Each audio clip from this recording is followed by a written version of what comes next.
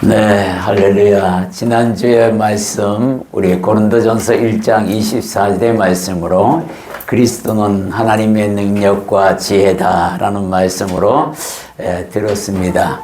우리 고린도전서 1장 24절의 말씀 우리 한 목소리로 봉독하겠습니다. 오직 부르심을 받은 자들에게는 유대인이나 헬라인이나 그리스도는 하나님의 능력이요 하나님의 지혜니라. 아멘. 네, 여러분들 지난 한 주 동안 예수님은 하나님의 능력과 지혜가 되신다라는 그 말씀을 마음에 품고 살아왔습니까? 아멘.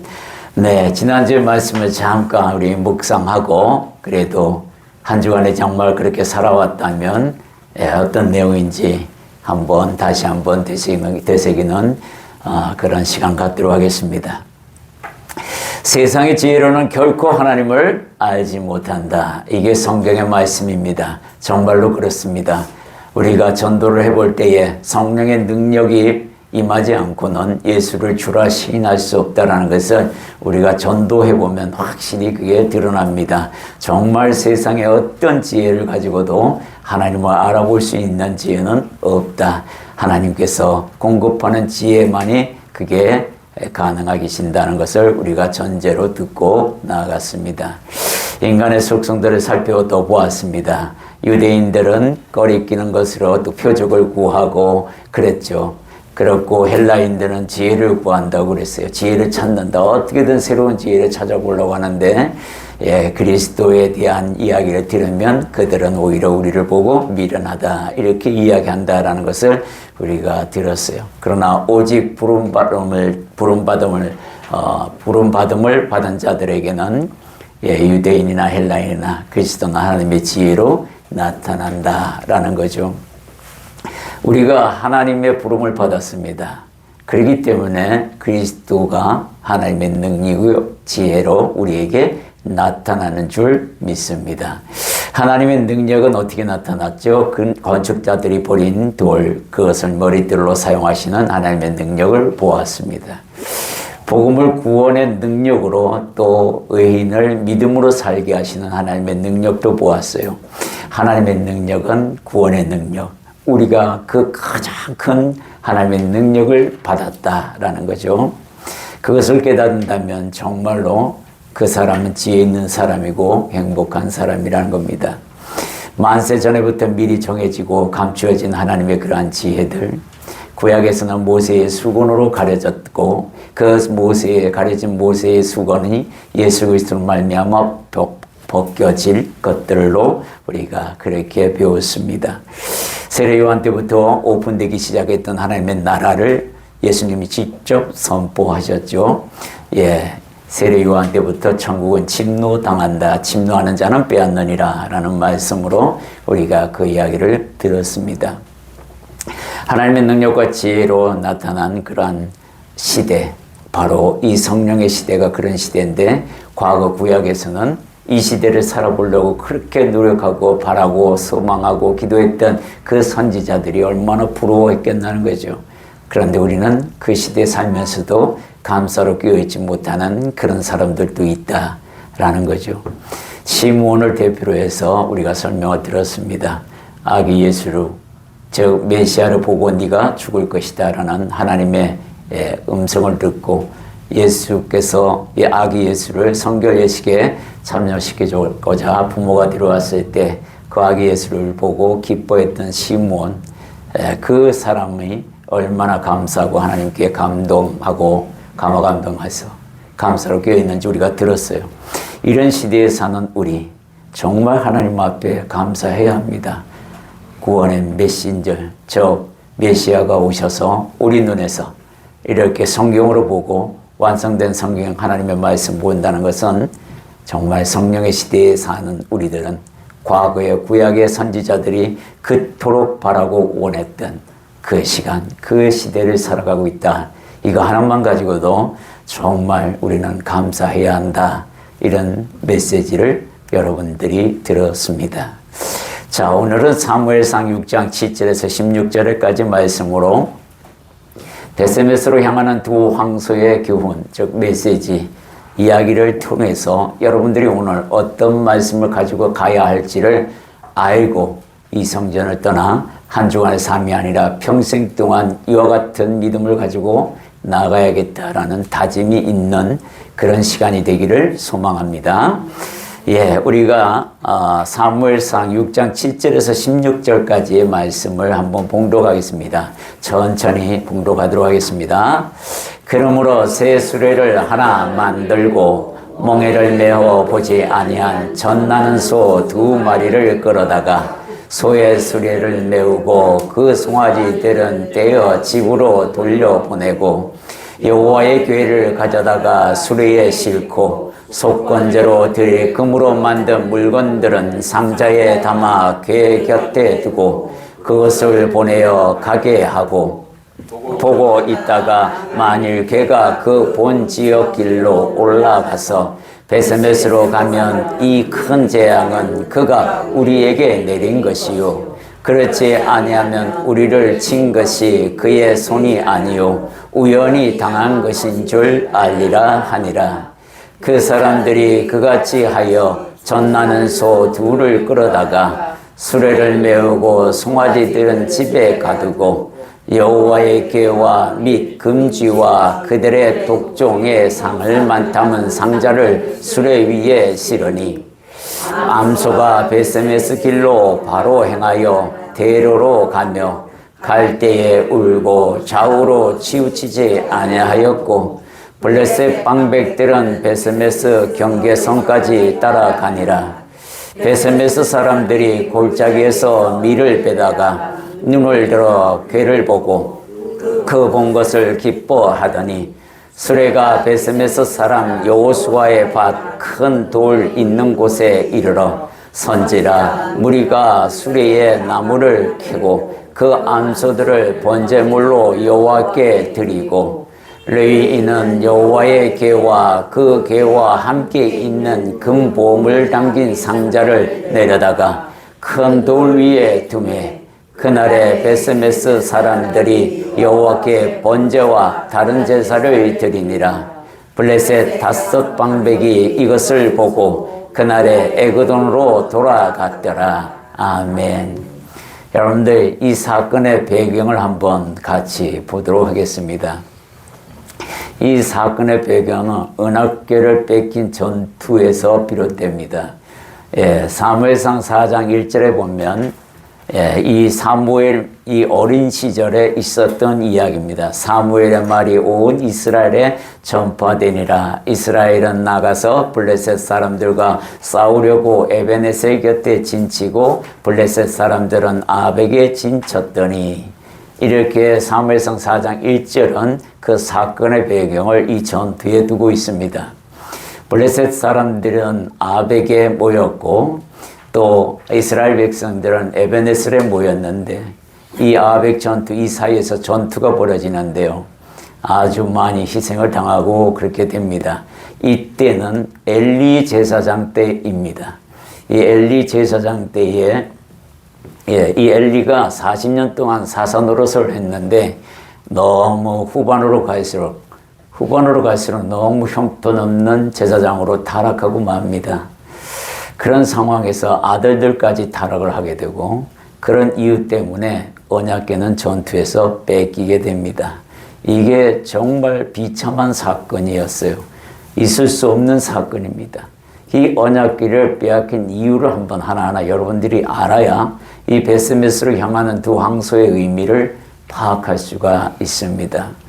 언약궤를 싸움터에서 뺏겼습니다. 뺏기기 전에는 언약궤를 진중에 모시고 왔을 때는 어떻게 되냐면 함성이 크게 요동하고 블레셋 병사들이 겁에 질렸어요. 왜냐하면 저 나라의 신은 홍해도 가르게 하고 애굽을 친 신이다. 그런 의미에서 엄청나게 겁을 먹고 있었는데 싸워보니까 웬걸 신이 떠났다 이 얘기요. 그래서 그 언약궤를 뺏기게 되는 이런 문제가 생기는 거예요. 그래서 어떻게 해서 언약궤를 뺏겼는가 이걸 알아야 우리도 잘못하면 믿음이 파손될 수 있다는 것을 이 언약궤를 뺏긴 사건을 두고 여러분들이 파악을 하셔야 하고 조심해야 한다는 거예요. 첫째는 뭐냐면 엘리 대제사장의 범죄입니다. 이 범죄의 의미를 보면은 하나님보다 아들을 더 중히 여긴 것을 죄로 하나님께서 물으셔요. 사무엘상 2장 29절에 그 내용이 나와 있습니다. 우리 함께 봉독합니다. 너희는 어찌하여 내가 내 처소에서 명령한 내 제물과 예물을 밟으며 네 아들들을 나보다 더 중히 여겨 내 백성 이스라엘이 드리는 가장 좋은 것으로 너희들을 살찌게 하느냐. 여기에 보면 하나님께서 우리가 일반적으로 부모가 자식을 사랑하는 것을 지적하는 게 아닙니다. 이걸 오해하시면 안 돼요. 뭐냐 하면 하나님께 바친 물건을 건드렸으면은 거기에 응당한 벌을 대제사장이 내려야 하는데 그거를 묵과하여 버렸다는 겁니다. 여러분들이 예를 들면 어떤 일이 벌어졌는데 우리 자녀들입니다. 무슨 일인지 몰라도 여하튼 간에 아이가 게을러가지고 예배를 참석하지 않는다. 이거를 그냥 묵과해버리면 문제가 된다는 거예요. 이런 것들이 하나하나 뭐냐면 예배를 소중히 여기는 제사장이 돼야 하는데 그렇지 못하다. 이거는 하나님께서 가정의 제사장으로 세운 거와 이 교회의 제사장으로 세운 거와 직장에서의 제사장으로 세운 믿음의 제사장들은 저와 여러분들입니다. 다른 사람이 아니에요. 다른 사람도 대기하겠지만 지금 이 설명을 듣고 이 설교를 듣는 여러분들의 것입니다. 그것은 함께 갑니다. 뭐와 함께 가냐면 축복과 함께 가고 재앙과 함께 간다는 거예요. 이 말씀에 의하면 그렇습니다. 엘리는 대제사장이고 아들들은 제사장 직분을 갖고 있습니다. 그 직분을 망각하는 것에 대하여 중히 책임을 물고 야단을 쳐야 함에도 불구하고 야단을 안 친다는 거예요. 말 몇 마디로 끝낸다는 거예요. 그러면 누가 치게 돼 있어요? 하나님이 치신다는 거예요. 하나님의 진노를 막기 위해서라도 내가 징계해야 합니다. 부모가 해야 돼요. 대제사장이 그 일을 감당하라고 세웠는데 엘리는 그걸 하지 않습니다. 왜요? 자식을 더 중히 여긴다는 거예요. 하나님 예배보다 위에다 세워다 버리면 문제가 되는 거예요. 예배는 어떤 형태로든 간에 참석해야 합니다. 요즘은 너무 좋아하는 시대에 살고 있어요. 미디어로 들어와야 합니다. 못 들어오면, 사정이 있어서 못 들어오면 반드시 그날에 그 예배를 듣고 회개할 것을 찾고 그렇게 하셔야 해요. 그거조차 안 한다 그러면 문제가 있다라는 겁니다. 제일 큰 문제가 바로 대제사장이 마음을 어디에 쓰느냐가 중요하다. 이 이야기를 우리에게 하고 있습니다. 그래서 가정이 타락되고 가정의 믿음이 이 제사장들이 즉 자녀고 아내고 남편이고 관계없이 믿음이 파손되어 가고 있는 그 꼴을 제사장이 대제사장으로 세운 가정에 그 사람들이 그것을 묵과한다 그러면 그 가정은 희망이 없습니다. 그 얘기를 지금 이 엘리 제사장 가정을 두고 하나님이 말씀하는 거예요. 하나님을 중히 여기면 다 해결됩니다. 그렇지 않으면 문제가 생기는 거예요. 이렇게 엘리 제사장을 통해서 언약궤를 뺏기게 된 첫 번째 이유가 대제사장의 마음이 하나님이 아닌 자녀에게 흘러가고 있었다라는 게 문제입니다. 두 번째는 노력하지 아니한 게으름뱅이의 일꾼으로 타락해 있었어요. 엘리 제사장은 일을 하지 않는 제사장이었습니다. 사무엘상 4장 18절에 보면 이렇게 기록하고 있습니다. 함께 있습니다. 하나님의 궤를 말할 때에 엘리가 자기 의자에서 뒤로 넘어져 문 곁에서 목이 부러져 죽었으니 나이가 많고 비대한 까닭이라. 그가 이스라엘의 사사가 된 지 40년이 되었더라. 여기에 보면 뭐라고 되어 있냐면 비대해졌다 그래요. 그리고 의자에 앉아 있었다고 합니다. 이 사람이 늘 앉아 있는 곳은 의자였어요. 어떻게 성경 표현하면 어떤 때는 길가 의자에 앉아, 어떤 때는 여기에 보면 성전 문 곁에 의자에 앉아. 이 사람은 성전 안에 있었던 것이 없었어요. 거의. 누가 기도하러 들어오면 따라 들어와서 그 기도를 축복해주고 해야 되는데 문 뒤에서 문 밖에서 의자에 앉아가지고 지켜보기나 했던 사람. 그만큼 비대해졌다는 얘기는 뭐예요? 세상 일에 밝아졌다고, 세상 일에 몸이 굵어졌다는 거예요. 그만큼 영적으로는 바짝 말랐다는 얘기도 함께 가는 겁니다. 얼마나 게을러 터졌으면 비대해졌다고 이야기합니다. 이게 영적인 비대예요. 그렇게 되면 타락은 저절로 온다라는 것을 이 엘리 제사장이 얘기합니다. 세 번째는 리더로서 교육의 부재입니다.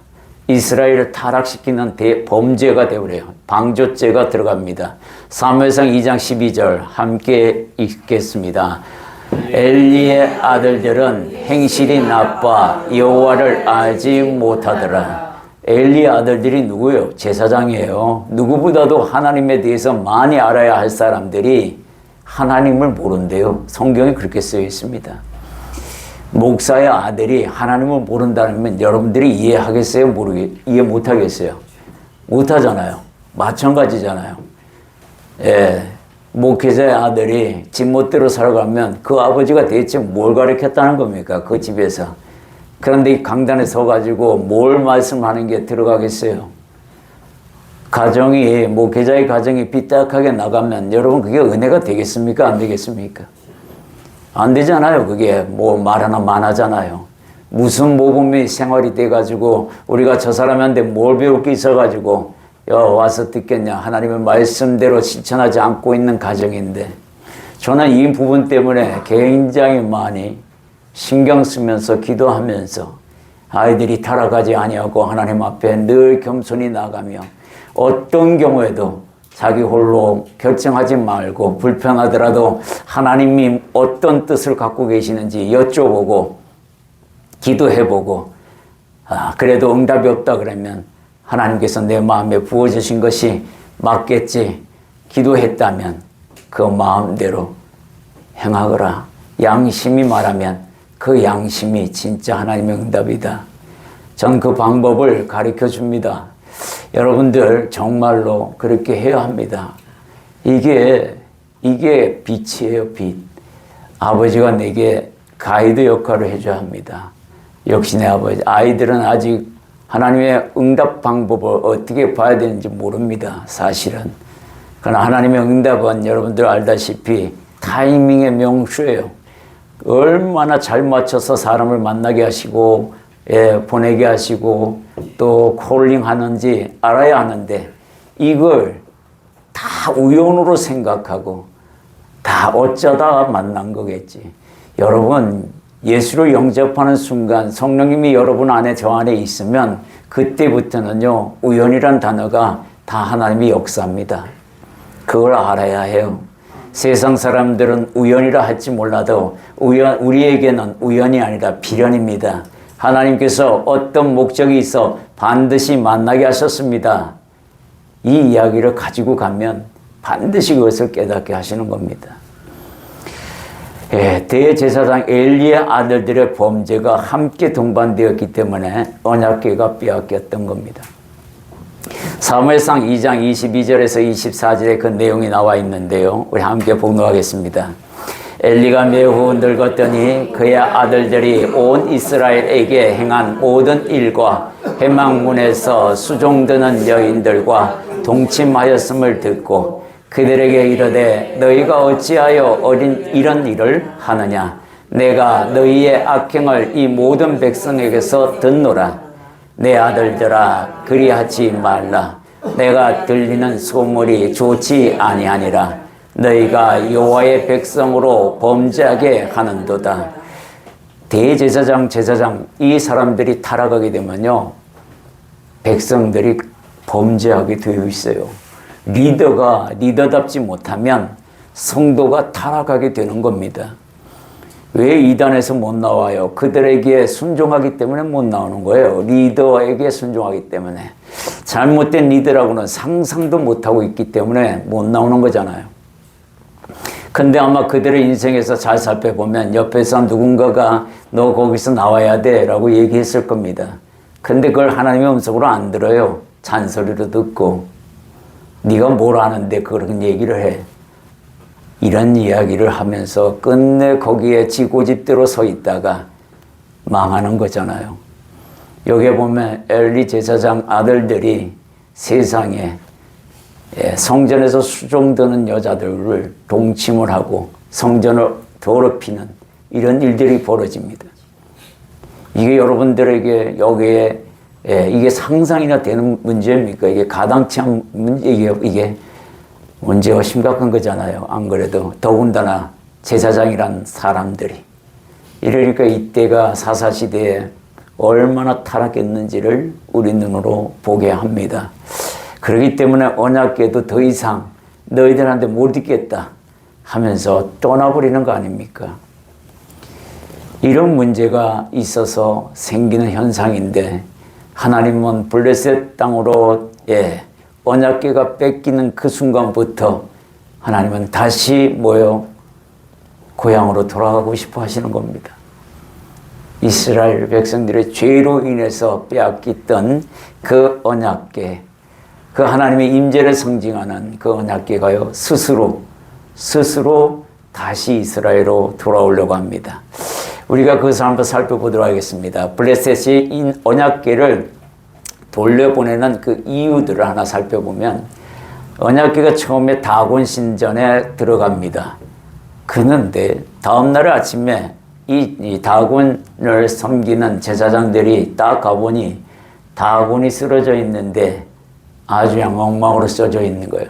다시 세우고 언약궤를 거기다 다시 둡니다. 그 다음 날에 완전히 박살을 내버립니다. 주님께서. 그것을 보고는 야 이거 아무래도 이스라엘의 이 신이 문제를 일으키는 것 같다 하고 다른 곳으로 갑니다. 언약궤가 가는 곳마다 전염병을 일으킵니다. 자꾸 죽어요 사람이. 그러니까 언약궤를 다른 동네로 옮기면 그 동네에서 우리 동네 안 됩니다. 그 소문을 듣고는 절대 못 오게 하는 거예요. 그러니까 어떻게 돼요? 이 블레셋 방백들이 그러면 언약궤를 한번 돌려보내야겠다. 이런 방법을 이제 구상하게 되는 겁니다. 자, 언약궤를 돌려보내는 방법. 그게 오늘의 본문의 말씀입니다. 첫 번째 보면요. 언약궤를 실은 수레를 끌고 갈 소를 선택하는 기준이 있어요. 이 기준들을 여러분들이 오늘 묵상을 잘 하셔야 해요. 그래야 이들이 얼마나 영특하게 준비했는지를 알게 됩니다. 첫 번째, 멍에를 메어보지 않는 암소 2마리를 준비합니다. 멍에를 매지 않는 암소가 얼마나 귀하겠어요. 새끼를 베서 놓을 정도면 완전히 성장한 어른 손대, 황손대 멍에를 메보지 않는 소를 구하려고 합니다. 이유가 있어요. 그죠? 오늘 읽었어요. 이 7절에 보면 그러므로 새 수레를 하나 만들고 멍에를 메어보지 아니한 젖나는 소 2암소를 이야기합니다. 이 2마리 암소를 준비하는데 사람의 손길이 닿지 않고 훈련받지 않는 황소를 찾은 거예요. 멍에를 매지 않았다는 얘기는 그런 얘기입니다. 그래야 하나님께서 인도하는 대로 갈 것이다 라고 이 방백들은 생각했던 겁니다. 사람의 소리를 듣고는 예를 들어서 이리야 어서 가자 이렇게 얘기했을 때에 그 훈련의 말을 들으면 소가 움직일 텐데 그런 훈련들을 전혀 받지 않는 멍에를 메어보지 않는 암소 2마리를 찾아서 이것은 저절로 움직이는 것은 하나님 즉 이스라엘의 신 언약궤의 주인이신 그 신이 움직이게 하는 것이다 라고 믿고자 했던 겁니다. 이렇게 머리를 잘 써요 이들이. 그리고 난 뒤에 두 번째는 뭐냐면 젖나는 소를 준비한 이유가 있어요. 이 젖나는 소를 준비했다고 써 있습니다. 그죠? 젖나는 소 2마리를 끌어다가 소의 수레를 메우고 멍에를 매지 않았던 소에게 이 수레를 메웠어요. 멍에를 맸다는 겁니다. 그게 얼마나 불편하겠어요. 그죠? 소가. 그러니까 소가 잠자코 있지 못하는 상황으로 만들어간 겁니다. 소가 발광을 하려고 하는 거겠죠. 그런데 그렇게 메우고 그 송아지는 떼어다가 집으로 돌려보냈어요. 어미소하고 이 송아지하고 사이를 띄워놓은 겁니다. 송아지가 한 번 울 때마다 어미소도 한 번 같이 웁니다. 이게 생이별을 만들어 놓는 거예요. 그래서 뭐예요? 이 어미소가 방향을 베스메스로 향하지 말고 집으로 향하게끔, 새끼가 있는 이 집으로 향하게끔 인위적으로 만들었어요, 환경을. 그러니 이리야 하고 출발시킬 때 소가 움직이겠어요? 안 움직이겠어요? 안 움직입니다.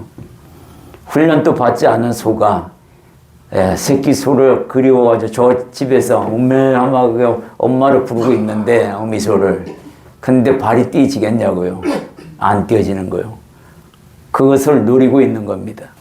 하나님이 이스라엘 신이 역사하면 움직이고 가겠지. 분명하게 그 메시지를 잡으려고 이런 방법을 쓰는 거예요. 이 방법이 얼마나 저거인지 사무엘상 6장 10절에 다시 한번 기록하고 있습니다.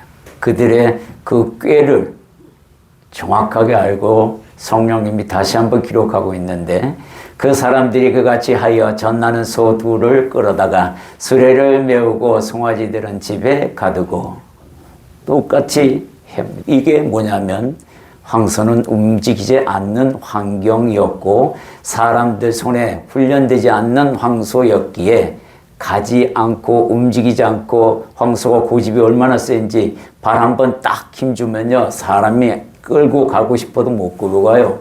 그런 환경이었다라는 거예요. 그런데 움직여서 어디로 갑니까? 베세메스로 향해 가는 모습을 보라는 겁니다. 하나님의 일하심, 본능을 이겨내고 움직이시는 하나님. 그 황소의 발걸음도 가볍게 움직이는 그 하나님. 근데 소가 뭐라고 하냐면 울입니다. 한번 울고 가요, 어미소가. 나 가고 싶지 않아요 하는 소리같이 들립니다. 이런 소의 환경을 이 소 입장에서 한번 보면 결코 쉬운 일이 아니죠. 그런데 우리가 사역자로 부름을 받습니다.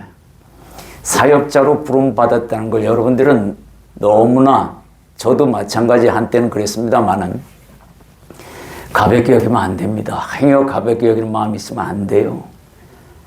예배보다 우선하는 게 있어요, 없어요? 없다. 여러분들이 대답이 없다고 합니다. 없어요, 진짜로. 아무것도 예배보다 앞장서는 것은 없어요. 그걸 마음에 두고 살아라는 겁니다. 그걸 왜 두고 살아야 하느냐? 주인이 누구냐는 거예요. 그걸 알고 내가 어기는 거와 모르고 어기는 것은 천지차이입니다. 알고 어겼다는 얘기는 내가 이 환경을 가지고 내가 예배에 참석하지 못할 정도의 환경을 주님이 이해하실 거야 라는 믿음이 있다면 그게 가능합니다. 그런 믿음이 없다 그러면, 그런 확신이 없다 그러면 하면 안 되는 거예요. 엘리 제사장과 다를 바 없는 그런 범죄를 저지르는 거예요. 이게 어찌 보면 여러분에게 굉장히 큰 부담으로 들릴 수 있습니다. 그러나 부담으로 들리라고 하는 말이 아니라 원칙을 알고 있으라는 겁니다. 신앙인으로서, 하나님을 경외하는 자로서 질서가 무엇인지, 질서를 요구하신 하나님이고 질서를 세워가신 하나님이 내가 내 안에 성령이 계시고 성령을 두신 그분이 무엇을 사모하는지 알자는 겁니다. 하나님은 관계를 굉장히 중요시 여깁니다. 하나님, 내가 오늘 관계 회복을 위하여 예배를 조금 뒤로 미뤄보겠습니다. 그런 기도를 해본 적이 있다 그러면 그분은 아마 예배자로 반드시 바른 길로 걸어가는 분입니다. 내가 판단하기 전에 하나님 앞에 먼저 구하고 그 예배에 빠져야 될 이유를 하나님께 기도하면서 하나님이 허락하시면 빠져도 됩니다. 그러나 하나님이 허락하지 아니하시면 빠지면 안 되겠죠. 이 황소는 여러분들 간단하게 읽어서 그렇지 이 안에 이런 메시지가 있다고 상상도 못했을 겁니다. 황소가 움직이지 않을 환경인데 움직였다. 성령의 능력이야말로 나를 그렇게 만드는 겁니다. 황소 같은 고집으로 이 세상을 살아가던 내 아집과 고집이 아주 똘똘 뭉쳐있던 나를 성령의 망치로, 말씀의 망치로 그냥 한 번에 먼지처럼 부셔버리고 하나님만을 위해 달려가는 이 황소. 오로지 목적은 베스메스였습니다. 그리고 그 베스메스는 뭐예요? 하나님이 움직이시는 길입니다. 성령이 역사하는 길이었어요. 소의 어떤 환경으로 움직이시는 게 아닙니다. 오로지 하나님의 능력으로 움직이는 이 소를 보라는 겁니다. 우리가 인생을 살아갈 때요, 정말 이런 환경이 옵니다. 가지 말아야, 가고 싶지 않은데 가야만 하는, 거기에 하나님의 어떤 이유가 있을까? 그게 궁금해서 가야만 하는 길이 있습니다. 그때는 아무 생각하지 말고 따져봐야 나만 힘들어요. 다 내려놓고 아멘, 내가 하나님의 뜻을 구합니다, 가보겠나이다 하고 움직이면 되는 겁니다. 예, 미 베스메스로 향하는 이 소는 마지막에 가서 뭐가 되냐면 제물이 됩니다. 제물로 바쳐진 소들의 운명들을 한번 봐야 해요. 사무엘상 6장 14절에 보면 수레가 베스메스 사람 여호와의 밭 큰 돌이 있는 곳에 이르러 선지라. 무리가 수레의 나무를 패고 그 암소들을 번제물로 여호와께 드리고. 마지막 이 황소의 운명은 제물이었습니다. 이 황소는 그것도 모르고 움직였을지도 모릅니다. 그러나 우리는 그 길이 이 황소처럼 내가 제물로 바쳐진다 하더라도 하나님, 내가 그걸 내 인생의 영광으로 생각했나이다, 이런 믿음이 과연 있느냐, 이 황소를 보고 과연 있느냐라는 걸 물으면 여러분들은 뭐라고 주저하면서 대답하시겠습니까? 아직 없는데요, 하나님. 아직 부족한 게 많습니다. 그러니 이와 같이 하나님이 원하시는 그 방향으로 내가 살아갈 수 있도록 힘을 공급하소서. 오히려 이 기도가 더 하나님이 원하시는 기도인지는 모르겠습니다만은, 우리가 성교에 보면 사도적 열정이라는 말이 있습니다. 모든 것에 있어서 열정이 식으면 그는 미지근하게 되어버리죠. 그렇게 되면 주님도 토해버리겠다고 아주 선언해버리십니다. 여러분들 열정을 가지셔야 합니다. 여기에는요, 나이가 관여되지 않아요. 어린아이부터 시작해가지고요, 노년층까지 죽음을 앞두고 있는 저 환우들까지도 다 해당되는 말이에요. 열정을 버리지 마라.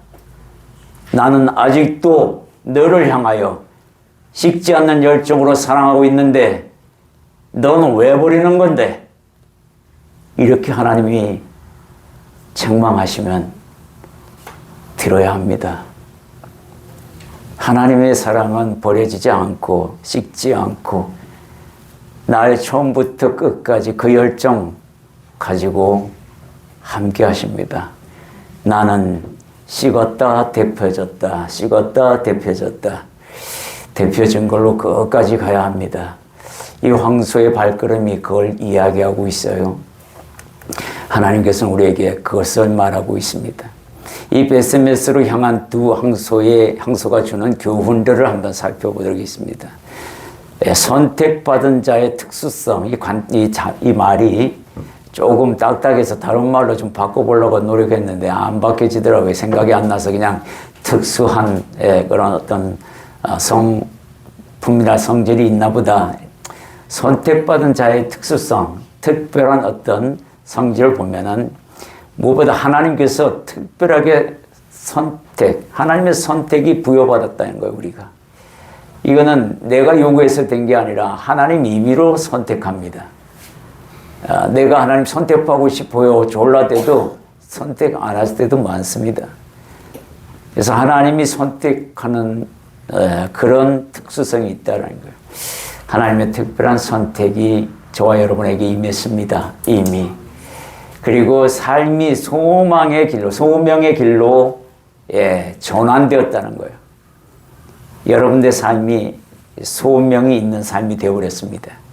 하나님이 이끄시는 삶은 소명이 있습니다. 이 베스메스로 향하는 두 황소는 선택받기 전에는 없었어요. 그게 소명이 전혀 없었습니다. 그냥 아기 소 먹이고 새끼 송아리 젖 먹이고 사는 게 그의 인생이었지만 사명을 받고 선택을 받았으니 소명이 생길 수밖에 없는 거예요. 이런 특수성이 있다라는 거예요. 어떤 길인지 알고도 가야만 하는 길입니다.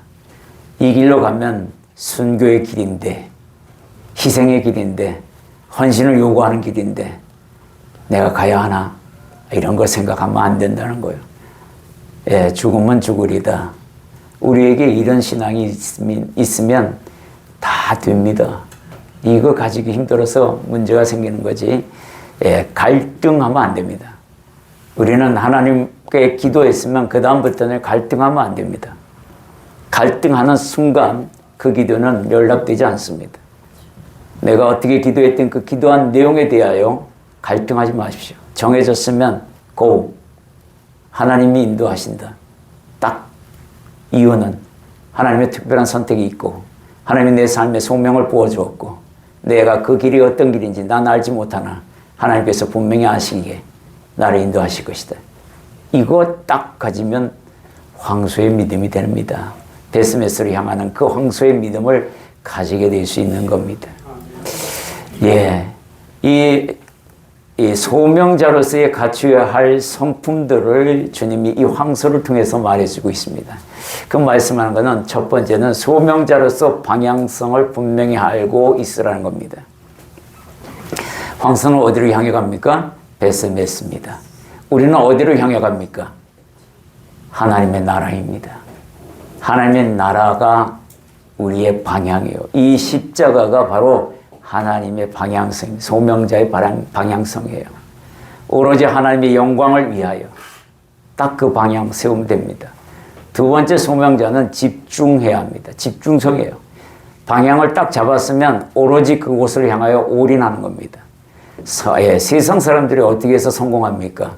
내가 목표를 세웠으면요, 바꾸지 않고 그게 이루어질 때까지 온 힘을 다하여 집중하는 사람이 성공하는 사람입니다. 잘 안 될 때마다 포기하고, 안 되고 포기하고, 안 되고 또 포기하고, 계속 그러다 보면 뭐예요? 포기가 습관화되어서 성공은 멀어지고 인생만 고달파지는 겁니다. 미련을 버릴 거는 버려야 해요. 그래야 집중력이 생깁니다. 세 번째 소명자는 성실성이에요. 부지런해야 됩니다. 하나님은 게으른 자를 절대 쓰지 않습니다. 아무리 그 사람이 솔로몬의 지혜를 가졌다고 하더라도 성실하지 않으면 버려버립니다.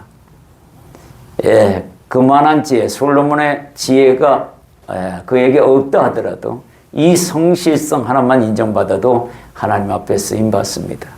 왜? 저 성실로 자신을 바꾸거든요.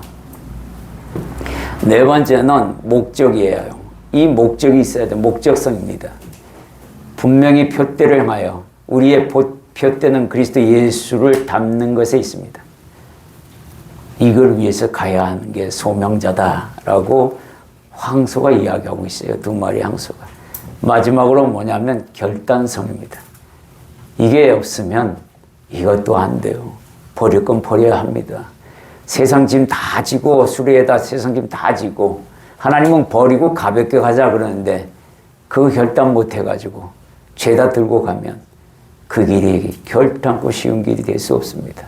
맨날 치고받고 싸우는 하나님의 것과 세상 것과 그게 얼마나 힘들겠어요. 결단해야 합니다. 늘 말씀드리잖아요. 목회자는 버려야 할 것이 딱 3가지 정해져 있습니다. 뭐죠? 여러분들 다 잘 알잖아요. 그죠? 돈 조심해야 돼요. 여자 조심해야 돼요. 명예 조심해야 합니다. 근데요, 목회자들이 이 3개 때문에 다 하나씩 걸고 가서 망조가 들잖아요. 저는 지금도 이 기도를 가지고 열심히 기도합니다. 내가 나를 알지만 하나님은 나를 더 잘 아시니까 이 세 가지 내 인생에 남은 이 목회자의 인생에서 결단코 이런 것들로 인하여 쓰러지는 일이 없도록 도와주소서, 지켜주옵소서 라고 말씀하며 기도합니다. 그 다음은 베스메스로 향한 두 황소와 같은 인생을 산 사람들이 있습니다. 사도 바울, 브리스길라와 아굴라 부부, 스데반 집사. 이 세 사람은 정말로 이 베스메스로 향하는 두 황소와 같은 인생을 살았습니다.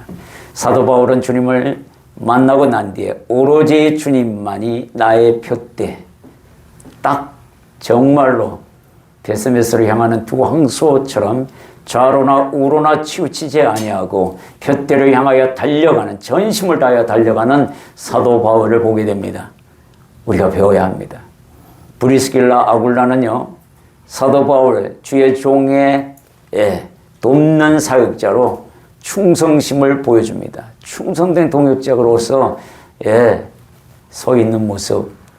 이 브리스길라 아굴라는 정말 황소같이 좌우로 치우치지 아니하고 제대로 된 주의 종 사도 바울을 내가 섬기는 것이 예수를 섬기는 것과 같다.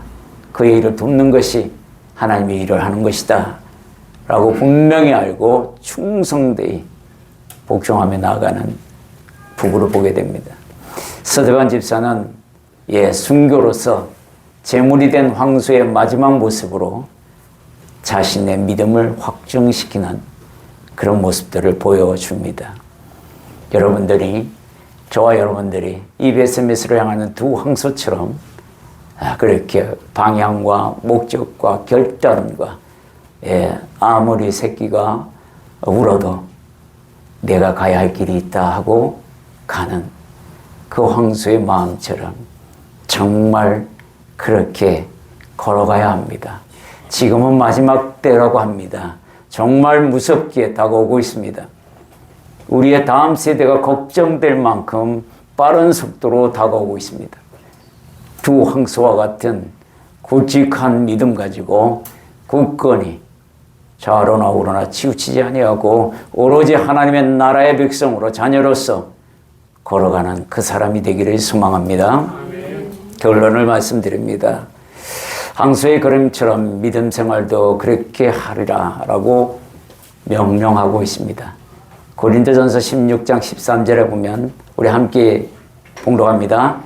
깨어 믿음에 굳게 서서 남자답게 강건하라.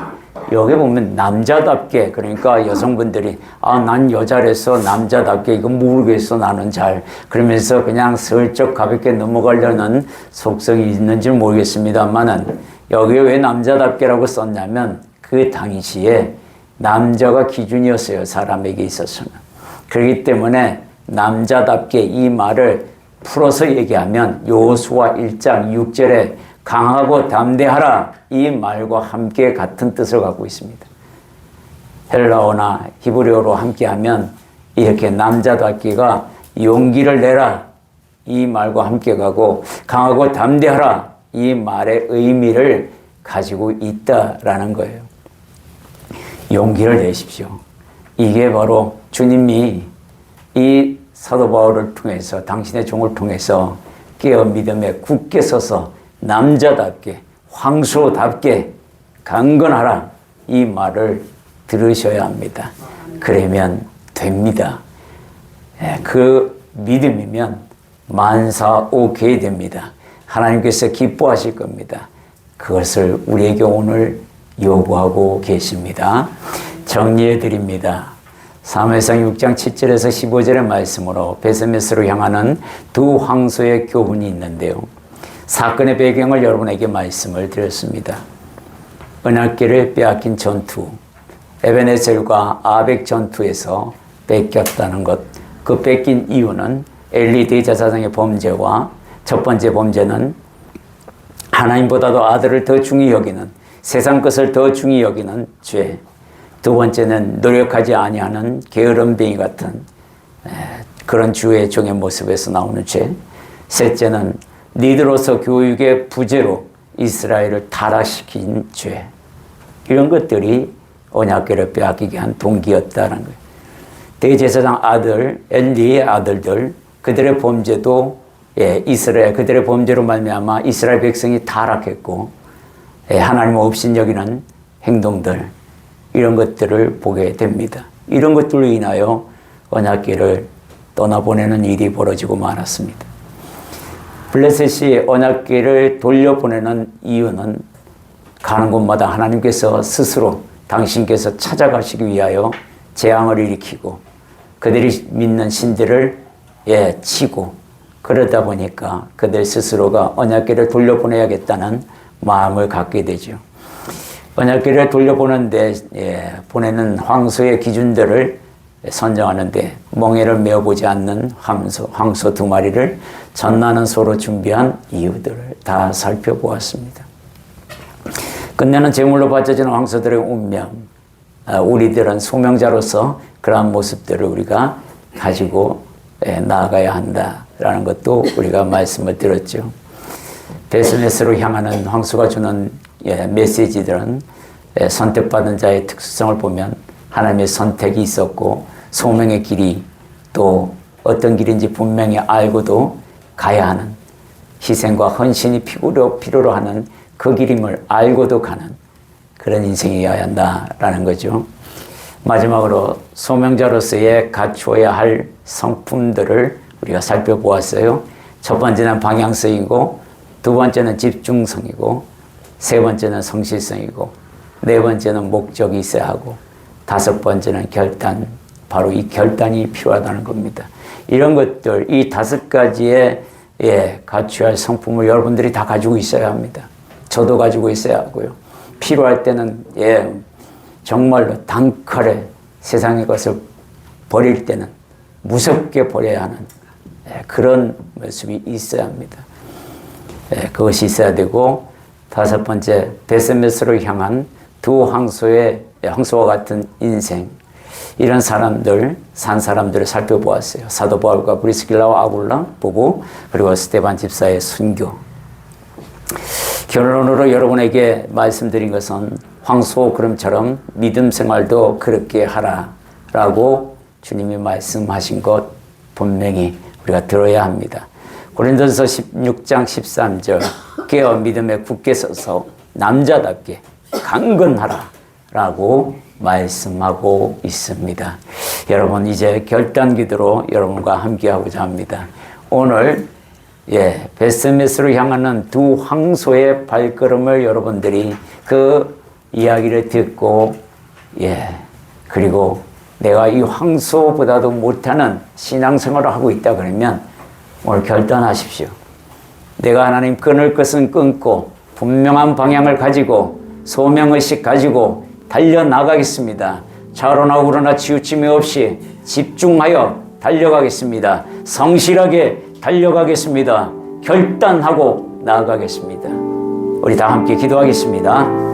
사랑의 주님 감사합니다. 할렐루야. 주님